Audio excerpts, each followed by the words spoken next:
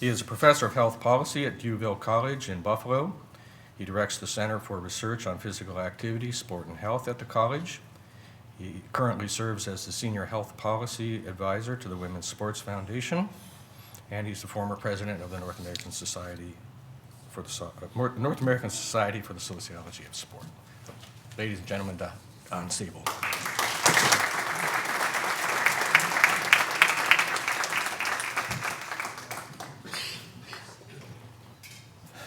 Good morning. I want to say thank you to the LA84 Foundation for putting this, what I consider a very highly important conference together. Thank you, Anita and Wayne and staff for your vision and implementation. And what I plan on doing today is to basically discuss the links between athletic participation and educational benefits. And you've already heard what I think are the bottom line general findings, which are, okay, that sports participation is a positive force, okay, in the education of our youth. And, you know, better grades, more A's, enrollment in advanced placement courses, among athletes, much more prevalent, significantly more prevalent. Aspiring to and actually attending college, okay, is something that athletic participation puts wind in those sails. There's a body of research that looks at the relationship between the deterrence of delinquency, which can get in the way of educational outcome, okay, and athletic participation, reduced suspension and expulsion rates, et cetera, okay. And so overall, there is a positive synergy at play. And I think that's warranted by the data. Yet, there are exceptions to this general, quote, rule, okay. It's a complex picture. And one of the things that makes it complex, for example, is that most of the research that has been done focuses on high school students. There's less on middle school and elementary school students. So, you know, it's kind of like what happens before high school. And in terms of the research, quite a bit of the more recent research, last couple of decades, focuses on very small samples, okay? And so it lacks generalizability, and the lack of generalizability very often, okay, runs into problems in terms of policy implementation, right, and discussion.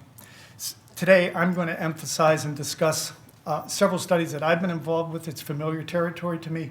I know the strengths and weaknesses of studies, and basically, I'm going to point to quantitative studies, statistically based studies, with more nationally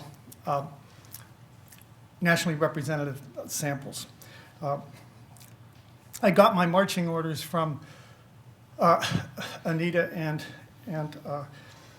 Wayne, and basically it was kind of interesting to me that they said, we would like you to talk about what we know and what we don't know. And to me, that sounds like an epistemological mission. And to me, what epistemology, the basic definition is, you know, the study of, L-O-G-Y, but it's, you know, how do we know what we know? And another way to put it, perhaps more skeptically, is what is it about what we know that we don't know? Okay, right? And so I'd like to talk about that. I think George Bernard Shaw was the one who said that every so often in the course of human evolution, we stumble across a truth, but always manage to pick ourselves up again and move on as though we had never seen it. Okay. Okay. So researchers, there's enough. I'm close to Hollywood here, so I'm going to quote a old rock songwriter named Doc Pomus. And the refrain of a song goes, "We always see the way we want it to be." And researchers are not immune to this inclination. And solid research design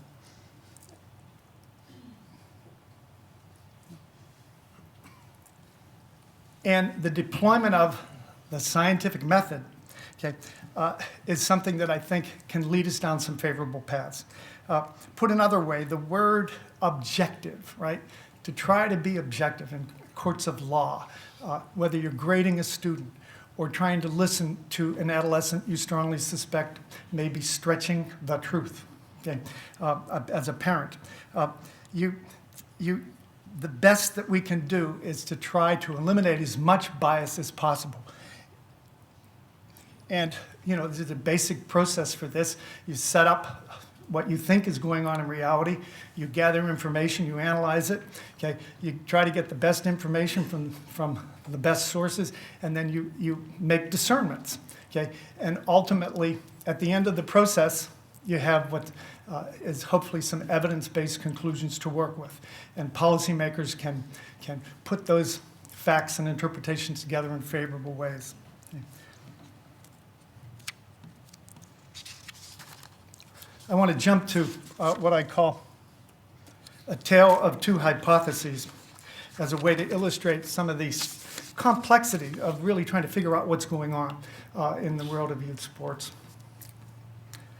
In 1961, James Coleman, a sociologist, he published a book on high schools. And he based this on the study of 10 schools in the Chicago area. And at the time, he made a conclusion that high school athletics, and he was talking about boys, right? Girls weren't on the map yet. Okay? That high school sports for boys were a drain on academic performance. And this book caught on, and it became an influential thread of assumptions that were made by educators about young athletes. Okay? Then we can jump to Harry Edwards, okay, at University of Southern California. Okay? And Harry, okay, he talked about youth sports for African American males as a treadmill to oblivion. Okay? And the idea there was that athletic participation among young males, particularly African American males, okay, and again, he wasn't talking about girls, okay, was exploitative, was a dead end, right? Did not help them. Okay? And for me, what we did, we tried to put these two different hypotheses to the test. And we created a montage of funders, okay, including Tabitha and Stephen King, okay, who believed that at least we should look at the data here. And also to look at a wider panoply of students and student athletes. So we looked at girls as well as boys, and we included, okay, Latino for the first time. Any study, and this is back in '89, okay, Latinos and Caucasians and African Americans. Okay, and we tested some hypotheses using the gold standard of research design, a longitudinal panel design, where you study the same students across the country, across time. And here, we looked at initially a 30,000 sample in the sophomore year in 1980, and then followed them their senior year and 2 and 4 years beyond high school. And what were some of the results? First of all, African American Hispanic athletes scored higher. I'm using the original language here, okay, of the study in '89, Hispanic. It's time worn now. Scored higher on standardized reading, vocabulary, and mathematics tests than their non-athletic peers. Okay? This is as a whole. Okay? Minority athletes reported getting better grades than their non-athletic peers. Okay? Higher grades for athletes, okay, among rural Hispanic females, suburban black males, and rural white males. That's good news. Okay? Notice what we're doing. We're looking suburban, rural, urban now.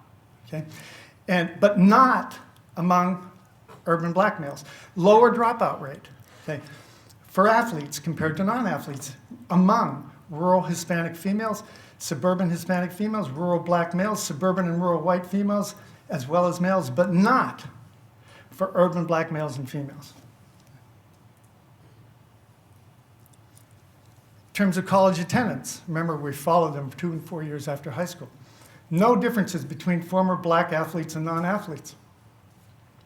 Hispanic female athletes in rural schools 5 times more likely to attend college. Hispanic male athletes in urban schools twice as likely to go to college. Okay. In other words, a more nuanced sense of findings. Let me tell you a story. Okay. Anyone here recognize the name Willie White? Okay. I remember Willie, I pulled in. I like to build research teams that have non-academics on them, okay, and across disciplines. Okay. And we were in the Rainbow Room at Rockefeller Center, and Willie said, she was on my team. She said, how's that analysis going? Okay, what are you finding? Okay, I said, well, Willie, I haven't started yet. You know, she says, well, I want you to look at differences between suburban, rural, and urban schools. And I said, well, I mean, it sounds like a good idea, but there's nothing in the literature about that. She said, I don't give a damn if it's in the literature or not. He says, I want you to do it. Now, this time she's pushing her finger into my chest. Okay, and by the time I was literally against the wall, I said, okay, I'll see if we can do this. We did it, and it was the most powerful explanatory variable in the study. Right? And we'll see here in a minute, okay, that what's going on, I think generally, in terms of those differences between urban, suburban, and rural schools, okay, there's an overlap, a significant overlap in terms of economic resources. In other words, it's a complex mosaic of interrelated factors that influences the synergies between athletic participation and developmental and educational outcomes.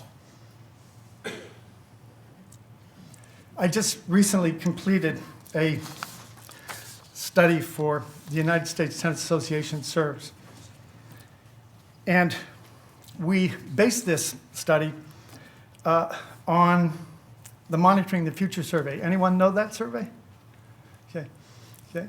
It's a nationwide survey that is put together by the Department of Education. And we basically started out with a sample of 54,000 plus 8th and 10th graders, and we compared links between athletic participation and this is nationwide, and academic outcomes as well as health outcomes, et cetera. There were 4,278 tennis participants in this national sample. And I was frankly worried at the outset of the study because I knew Deborah Slaner-Larkin, and she's so passionate about tennis. I didn't want to disappoint her, okay, but I'm not the one that, I just analyze the data, I don't create it. And I wasn't that optimistic, basically, and just got my head turned around by the results, and favorable results in terms of tennis.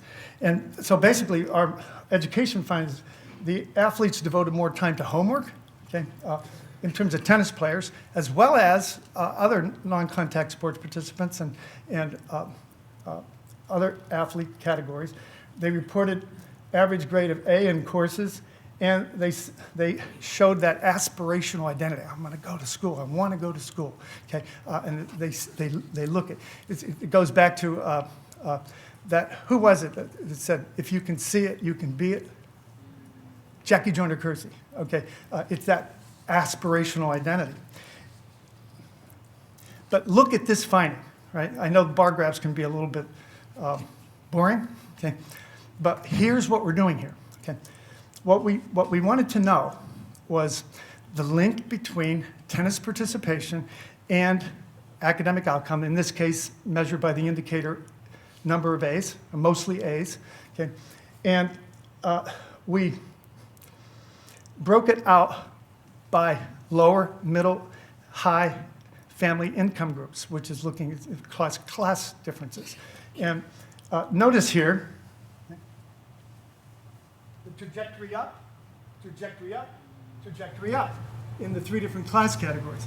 And the pattern here is, right, that positive contribution of athletic participation, okay, in terms of educational impacts, is evident, most evident among the upper family income tier. But it's also evident to a lesser degree in the middle tier and to a lesser degree in the lower tier. So that there are differences across class or socioeconomic category, but at the same time, there are advantages of being accrued athletes significant after controlling in a multivariate statistical analysis, okay, for race and ethnicity, gender, okay, and socioeconomic status. So this, I think, is a very interesting pattern, and it raises hope, okay, and I think policy implications across the class hierarchy. Here's another finding that basically, this is from the Go Out and Play study, and very little is known about, is that hard for you to see? If you feel like you're in the optometrist's office, I apologize. Okay. Basically, here, we look at those students who indicate getting mostly A's, and across, again, 3rd through 5th grade, 6th to 8th grade, and then high school, girls and boys. And what we find here is that for girls, okay, significantly more athletes and non-athletes reported mostly A's within each of the grade subgroups. Okay. For boys, however, it was only among 9th and 12th graders that the athletes reported significantly higher grades than the non-athletes. Okay, so there do seem to be different trajectories for girls and boys developmentally.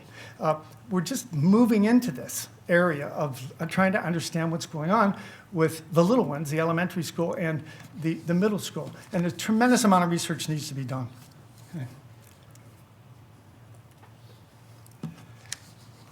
Another area of research my colleague and I, Phil Velez, have looked into, and Phil's really been burning the tracks on this one, is merging nationwide data sets in order to test hypothesized relationships between athletic participation among high school students and advanced placement.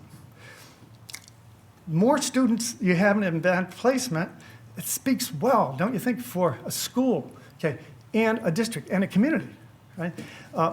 And what we're doing here in this analysis is we're not looking at individual athletes. We're looking at schools as the basic unit of analysis. So how does your school, okay, fit a pattern? And we find that those schools in which athletic participation opportunities were highest, okay, also have a higher number of students, okay, in terms of enrollment in AP, math, and foreign language enrollments among females, and AP, math, science, and foreign language enrollments as far as male participation. The science almost attained significance, but it kind of fell off with controls. Okay. I just want to cover one other area. It's a passionate area for me. Okay. And it's teen pregnancy.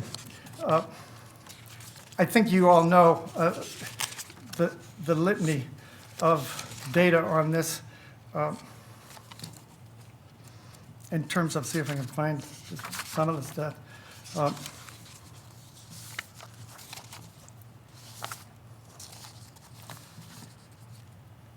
We all know education is about more than what happens in classrooms, right? In 2010, there were 367,752 infants born to 15 to 19-year-olds in the United States, while teen births among 15 to 17-year-olds have declined since 2009. The cost incurred to U.S. taxpayers runs about $11 billion a year with regard to teen pregnancy. Okay. Teen moms, okay, are more likely to have lower educational attainment, and to drop out of high school, to grow up in poverty, and to face unemployment as adults. And the longitudinal studies show that even the children of teen moms, okay, tend to have lower educational attainment, greater unemployment, and elevated risk for incarceration. Okay. So basically, I listened to what coaches were saying, you know, in the latter 80s and during the 90s, and they were saying that this can make a difference because all we read about was the problem of teen pregnancy, and what were people doing about it, okay? And we used a nationwide data set. Okay, first I tested it in a Western New York subsample. Okay, and I convinced the researchers to look at the relationship between athletic participation and teen pregnancy and contraceptive use, et cetera, et cetera. They had the data in hand. They weren't going to look at it. It didn't mean anything to them. Okay, and so we looked at it, findings. Then we pieced together a nationwide study, again using national data set. And even after controlling for socioeconomic status, okay, we found that female athletes who participated in sports had lower pregnancy rates, experienced first intercourse later in adolescence, engaged in sexual intercourse less frequently, reported fewer sex partners once they became active, which has all sorts of public health implications as well, were more likely to use contraceptives. Think about AIDS, for example. Okay. So, what do we know? We're back to epistemology. Okay. Well, to me, I just find it amazing that youth sports and high school sports, okay, it leaves one of the largest footprints on kids' lives, girls and boys, okay, than virtually any other extracurricular activity that you can put your finger on. And yet, so few researchers are tracking the path, the developmental and educational path that youth sports participation is making. Okay, and so we need to follow that path. And what can we conclude by the research thus far? Youth sports are a real or potential educational resource for youth. And I say real and potential because, you know, there's plenty of evidence to show that it's cooking, that synergy is out there working when programs are being done correctly. All right, or somehow we need to learn more about that. But this tells me that where we don't have these positive synergies, that there's a capacity there perhaps to move in that direction. Okay? I think that is part of the mission of LA84 Foundation in terms of its approach. Okay? I think it's that sports, basically the bulk of research shows that youth sports are an institutional resource. See, not just for individuals, okay, but that schools and communities that have created and are creating viable youth sports programs, okay, at the middle school and high school levels, okay, that they're a step ahead, okay, that they're functioning as an interconnected entity, okay, and here. I met someone last night, I'm sorry, I forgot your name, whose company, is it a company or is it called Social Capital? And I almost like gave the guy a hug, but I thought it might have been inappropriate. I'm thinking, okay. Okay. But Social Capital, okay, this is like one of the prevailing cutting edge concepts in social scientific circles. And basically what it means is sports is a form of social capital. Okay, it's a force that creates and sustains cohesion across, okay, institutional sectors, families, okay, teachers, okay, community organizations, and basically buoys up, okay, the educational aspirations and study habits, et cetera, of many students, okay? And so sports, youth sports function in ways that crisscross school and community boundaries, fostering greater interaction among players and parents from suburban, town, urban communities. We need to better understand how these processes work. Okay. Next, and I use this language in the USTA SERVS report, which will be issued, I think, maybe in a month. We're still working on it.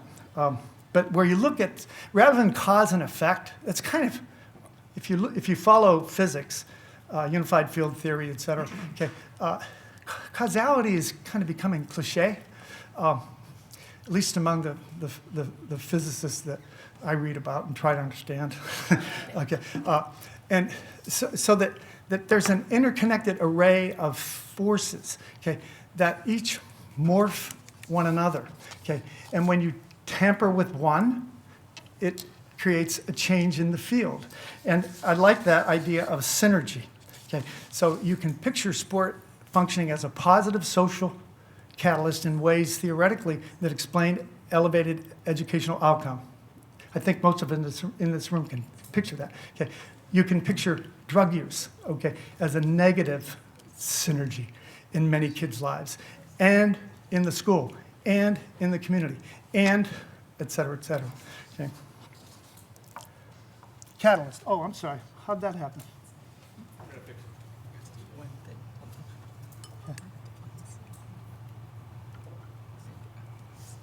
Okay, thank you. Okay. And then some policy recommendations, and I'll turn it over to Q&A. Am I on schedule? You're on schedule. Yes, sir. Yeah. This is what comes from living too close to Canada. You know, I say schedule now. My wife accuses me, she says, like, you're so affected. I'd say, I'm just trying to communicate. Okay. Basically, at this point, and this is my view, okay, with regard to tackling the research challenges of trying to understand the synergies between athletic participation and educational outcome.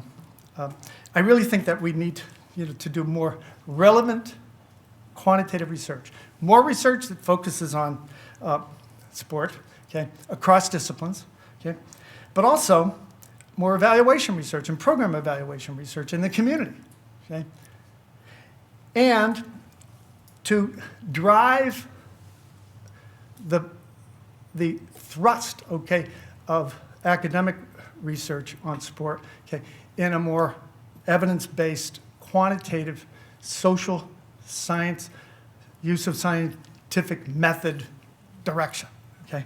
That wasn't very articulate, but you get it, okay? Second, there's a medical doctor and social scientist named Nicholas Christakis at Harvard, and I've become like a fan, you know, of his. And what he's calling for is a new emphasis, okay, on what he calls computational social science and the use of big data. And what he means by big data are data that cover you, like for example, the city of Los Angeles, right? That's big data. Okay, the northeastern United States, that's big data. The country, all 3rd through 5th graders in the United States, that's big data. Okay, but the reality is that we now have these kind of databases, okay, to work with, right? Whereas we didn't before. And those databases contain solid measures of athletic participation. The Monitoring the Future data, okay, how many of you have asked this question? You know, where you come up with a finding, right? And it looks at something favorable between athletic participation and high school graduation. And then someone will say, does that hold for basketball players? Does that hold for soccer players? It said, well, the Monitoring the Future data, I danced for like a day when we discovered this, right? It has sport by sport participation data. Okay, so we can break it down. That's what we did with the USTA SERVS report. So big data. Why? Because okay, it has an opportunity to interface more convincingly, I think, with regional, national, statewide policymakers. Right?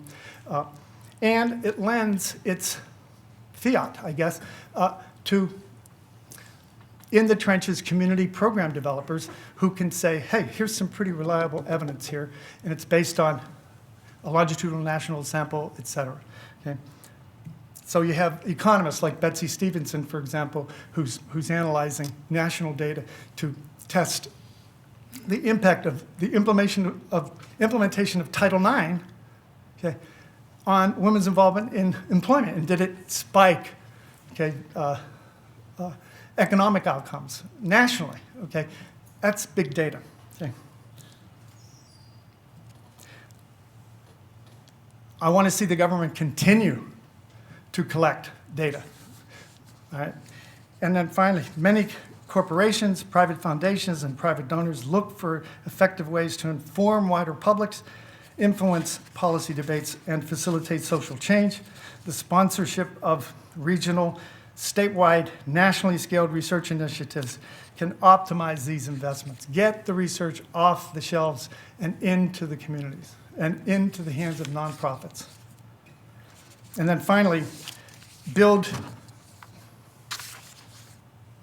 bridges, okay, between research and policy debates.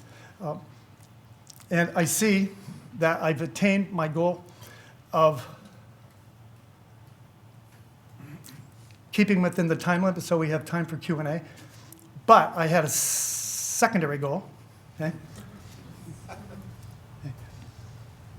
And that is to share with you a bad news finding.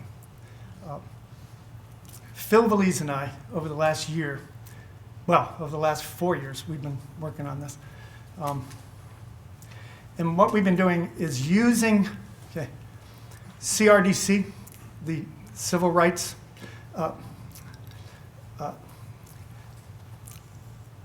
data, and that's based on census data, right? And merging that with the Department of Education's Common Core of data and drilling down to like school levels, right? So that we can look at the allocation of athletic participation opportunities for girls and boys, and it's about gender equity, okay? But while we were doing the data analysis, this is called a serendipitous finding, otherwise known as a what in the devil's going on here finding, okay? And we noticed that there were a lot of schools that were reporting no longer offering interscholastic sports. So Phil, who's the statistical genius of the, the collaboration, I'm just the better looking one. Okay. What he did, he went back, and we went back to our original data, 1993, 94 school year, okay, and then created a trajectory. It's a mathematical trajectory, and take this for granted. History does not perform in a linear way. I rejected linear models of historical development, in the 19th century, long ago. But basically what we wanted to do was get a feel for what might be, is this trend accelerating? And we found that basically by trajecting, if school athletic programs close at the rate that they did during the 1993 through 2009-10 school years, that 23% of United States public high schools will not have interscholastic sports programs, okay, by 2019-20. Okay. And we also calculated, you can go to our report, Decade of Decline, the number of students that will be displaced. They won't have an option in their school. And I think we figured it out. It's somewhere in the neighborhood of 3 million plus kids. Okay. That's a big swath, okay, of the youth population of a country that's vying to enhance its educational status within the global economy, right?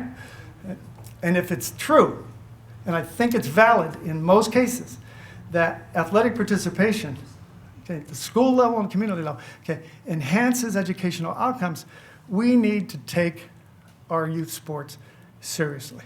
Not only track the path, but grease the path, okay, for greater participation and educational excellence. So with that being said, I'll open it up for Q&A. Thank you so much for your attention.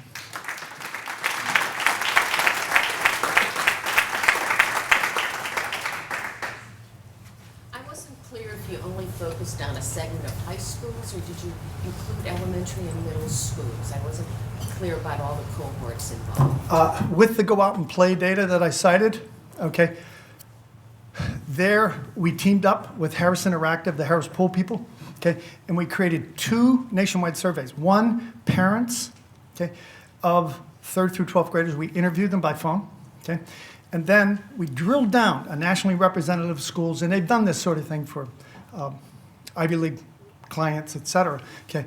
I'm just saying Ivy League because it adds a degree of credibility, frankly, okay. And, okay, I'm not name dropping, okay, okay. I don't think I am anyway, although I'm certainly capable of name dropping. Okay, but basically, where we looked at, we sampled, okay, a nationwide sample, representative sample of high schools 9th through 12th grade. But also for that study, okay, 3rd through 5th and 6th through 8th grade. Okay, and that report is available online in the Women's Sports Foundation, also at the Sharp Research Center.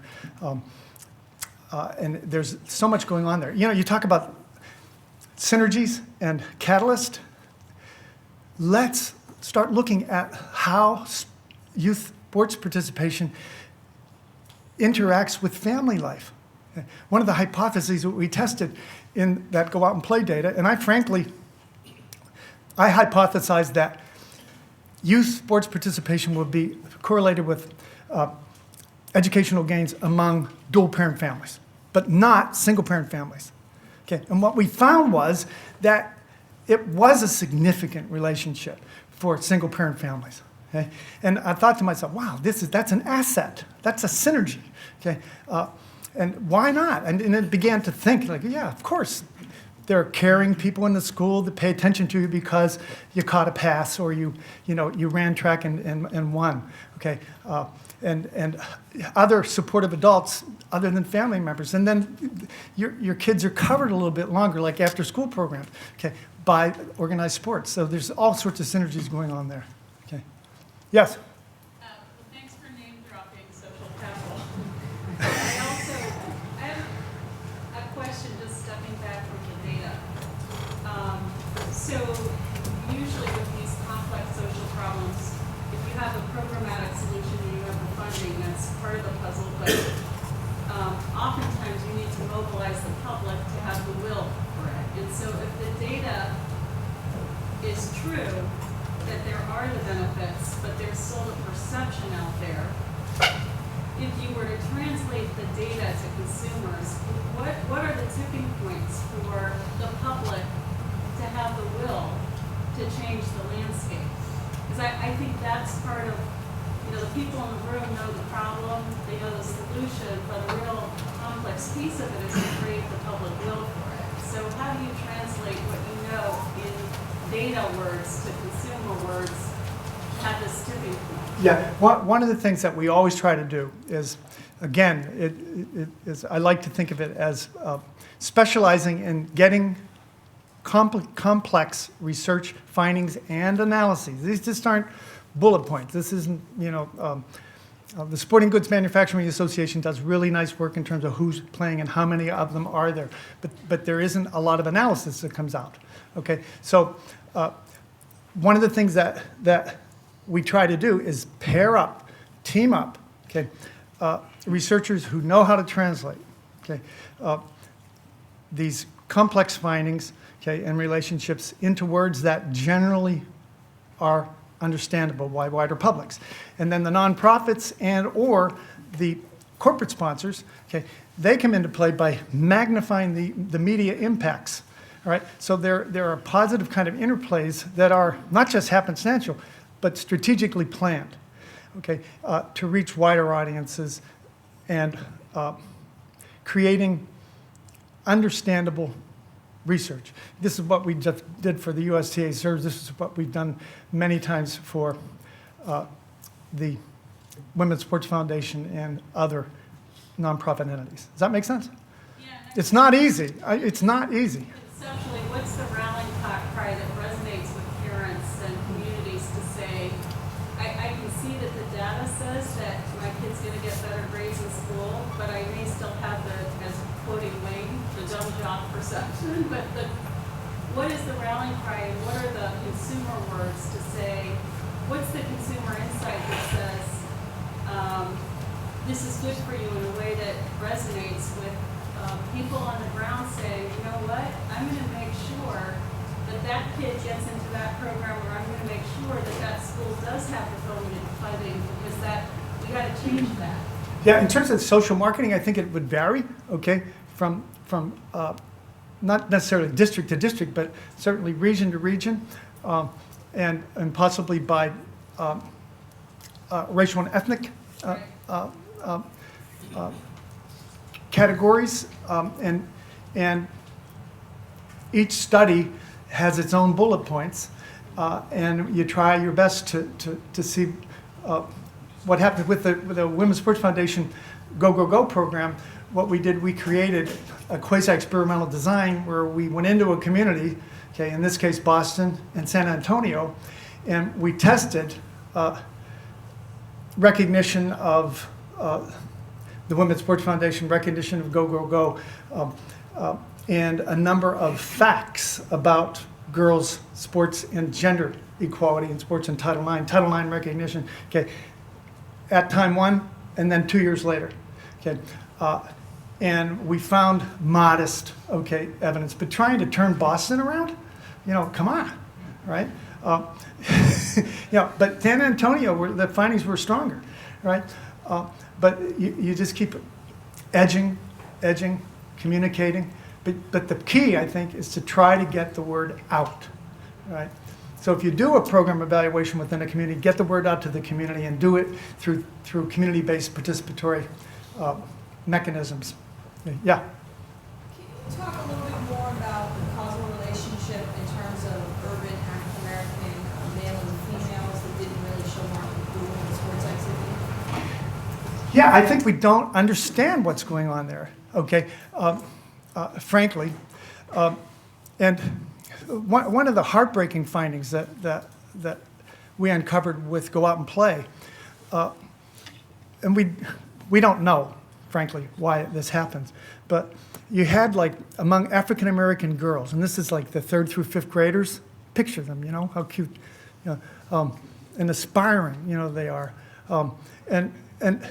And we saw them, that they really, the participation rates really didn't jump until the 6th through 8th, the middle school, all right? In at least school and community sports, right? So picture that, okay? But then they had the highest dropout rates, okay, during that time. So they entered in the highest percentage of numbers, but then they dropped out. So the question is, well, why? Why the big dropout? Okay, and I've talked with people trying to interpret this. Okay, and what we came up with, one that sort of makes sense to me, is that their participation rates are so low.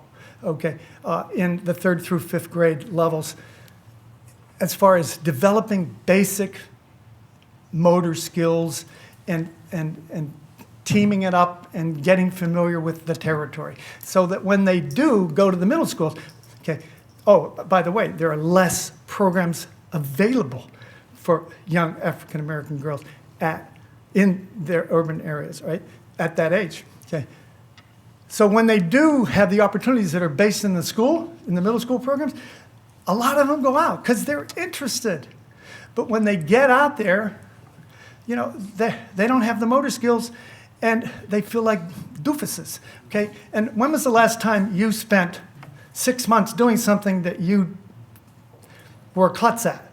You know, it doesn't work that way. We know that, okay? So the interventions here, first of all, the knowledge, we have to look across lifetime and cross development, and not just at any individual outcome. So there's lots going on. I really encourage you to look at Go Out and Play. I think that's where we have our most suggestive analysis. Yes, sir? So I know Go Out and Play speaks to third grade and older. Is there any data, I have two questions. First, Sure. is there any data for younger than that? Or is that the earliest? Not that I know of. I mean, I'm sure there must be studies out there, and somebody must be studying the pre-K kids or something, but I don't know of it. And the second question is, your conclusion that sports can be a catalyst, is there evidence that speaks specifically to that? Well, I think what we're arguing there, it's more a theoretical point. How does it function? Okay. You know, how many of you, when you came to this conference, thought, wow, LA84 Foundation, this is, I know I'm going to meet someone there and network, and it'll lead to something else, right? This is the way the world works, okay? Is the LA84 a cause, okay, of your behavior? Yeah, but what led you here? Okay, well, you might say it was your involvement in the sports programs that you started 8 years ago, okay, or your degree background, or your own personal experience as a ninth grader, okay, in sport, okay, and so all these things sort of coalesce, okay, and all I'm saying is that we need to avoid, okay, simplistic linear causal models. And demanding that each link in the causal chain be, totally empirically verified using multiple regression analysis and et cetera, okay, we know enough to move forward. Okay. Yeah. With the graph that We you have time have for one up more there, question, Don. Okay. Would you say that the results have more to do with the economy or the feeling that interscholastic schools do not belong in schools?